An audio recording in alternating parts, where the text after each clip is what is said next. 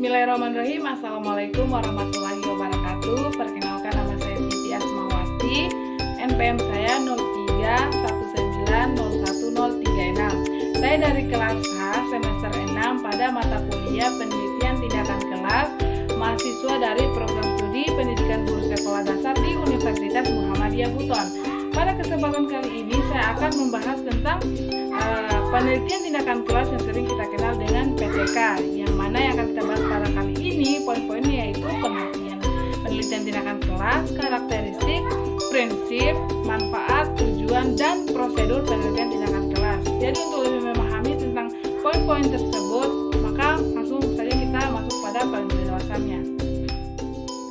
A. Pengertian penelitian tindakan kelas. Penelitian tindakan kelas adalah penelitian yang dilakukan di dalam kelas menggunakan suatu tindakan untuk meningkatkan kualitas proses belajar mengajar agar diperoleh hasil yang lebih baik dari sebelumnya.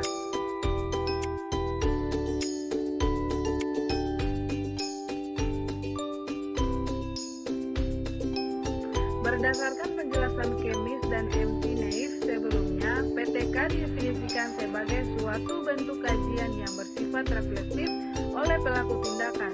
Tindakan tersebut dilakukan untuk meningkatkan kemantapan rasional dari tindakan-tindakan mereka dalam melaksanakan tugas sehari-hari, memperdalam pemahaman terhadap tindakan-tindakan yang dilakukan, serta memperbaiki kondisi di mana praktik-praktik pembelajaran tersebut dilakukan. Untuk mewujudkan tujuan-tujuan tersebut, penelitian tindakan kelas dilaksanakan dalam proses berdaur yang terdiri dari 4 tahapan. Yang pertama yaitu planning, action, observation atau evaluation, dan reflection.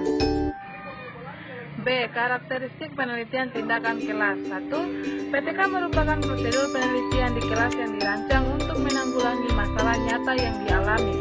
Ini berarti bahwa rancangan penelitian diterapkan sepenuhnya di kelas itu, termasuk pengumpulan data, analisis, penafsiran, dan pemaknaan perolahan temuan dan penerapan penemuan. 2. Metode PTK diterapkan secara konseptual dalam arti bahwa variabel-variabel yang ditelaah selalu berkaitan dengan keadaan kelas itu sendiri. PTK mengacu pada perbaikan atau peningkatan kualitas pembelajaran, di mana dalam arti bahwa hasil temuan PTK itu adalah pada diri seseorang, di mana pada guru telah terjadi perubahan, perbaikan atau peningkatan sikap dan perbuatannya. PTK akan lebih berhasil jika ada kerjasama antara guru-guru di sekolah, sehingga mereka dapat sharing permasalahan, dan apabila penelitian telah dilakukan, selalu diadakan pembahasan perencanaan tindakan yang dilakukan. Dengan demikian, PTK itu bersifat kolaborasi dan kooperatif. 4. PTK bersifat luas atau fleksibel dan mudah diadaptasi. Dengan demikian, maka cocok digunakan dalam rangka pembaruan dalam kegiatan kelas. Hal ini juga memungkinkan diterapkannya suatu hasil studi dengan segera dan penilaian kembali secara berkesinambungan. 5. PTK banyak mengandalkan data yang diperoleh langsung oleh refleks diri peneliti. Pada saat penelitian berlangsung, guru sendiri dibantu rekan lainnya mengumpulkan informasi, menata informasi, membahasnya, mencatatnya, menilainya, dan sekaligus melakukan tindakan-tindakan secara bertahap. Setiap tahap merupakan tindakan lanjut tahap sebelumnya. 6. PTK sedikitnya ada kesamaan dengan penelitian eksperimen dalam hal percobaan tindakan yang segera dilakukan dan ditelaah kembali efektivitasnya. Tetapi PTK tidak secara ketat memperdulikan pengendalian variabel yang mungkin mempengaruhi hasil penilaian. Maka tetap PTK merupakan proses ilmiah. 7. PTK bersifat situasional dan spesifik, yang pada umumnya dilakukan dalam bentuk studi kasus. Subjek penelitian sifatnya terbatas, tidak representatif untuk merumuskan atau generalisasi. C. Prinsip PTK. Menurut Hopkins, terdapat 6 prinsip penelitian tindakan kelas, yang mana sebagai berikut. 1. Sebagai seorang guru yang pekerjaan utama adalah mengajar, seyogianya PTK yang dilakukan tidak mengganggu komitmennya sebagai pengajar. 2. Teknik pengumpulan data tidak menuntut waktu dan cara yang berlebihan. Sedapat mungkin hendaknya dapat mengupayakan prosedur pengumpulan data yang dapat ditangani serius, sementara guru tetap aktif sebagaimana biasanya.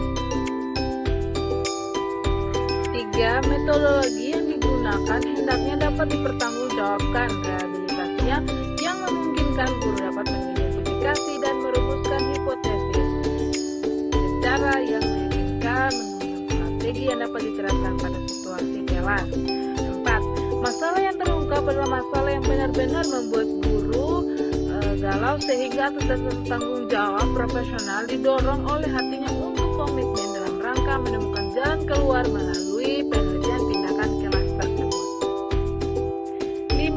Pelaksanaan PTK seyogianya mengindahkan tata krama kehidupan berorganisasi. Artinya, penelitian tindakan kelas hendaknya diketahui oleh kepala sekolah, disosialisasikan pada rekan-rekan guru, dilakukan sesuai dengan kaidah-kaidah keilmuan. 6.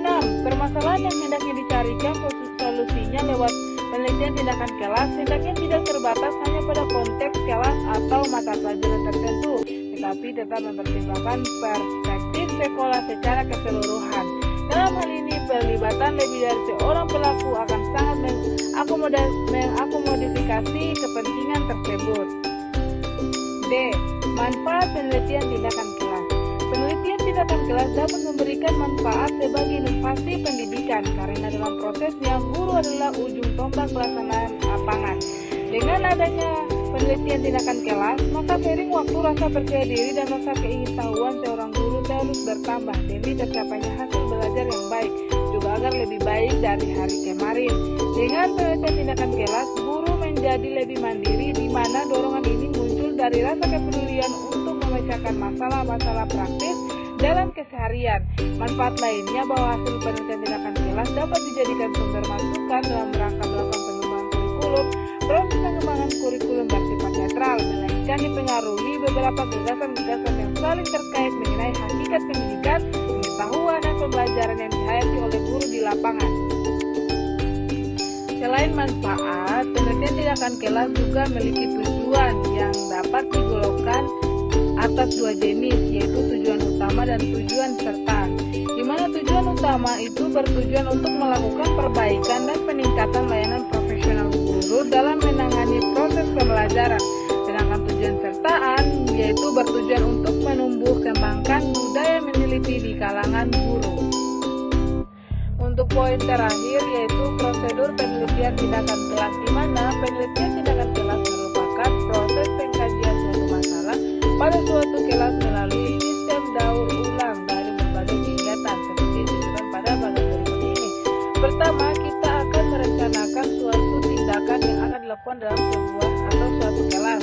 Kemudian saat melakukan tindakan, disitulah kita akan mengamati dan menilai yang mana nanti untuk melihat hasil akhirnya. Kemudian kita akan merefleksikannya atau mencari kekurangan-kekurangan yang ada pada tindakan yang telah kita lakukan sebelumnya. Setelah itu maka kita akan melakukan perencanaan tadi secara berulang-ulang, di mana pada proses itu makanya dikatakan prosedur penelitian tindakan kelas itu dikatakan dia prosedur yang memiliki sistem daur ulang karena dia tidak bisa dilakukan satu kali saja, namun bisa dan harus dilakukan sebanyak beberapa kali. Baik, mungkin itu saja dapat saya sampaikan pada pembelajaran kali ini. Lebih yang kurang mohon maafkan. Wassalamualaikum warahmatullahi wabarakatuh.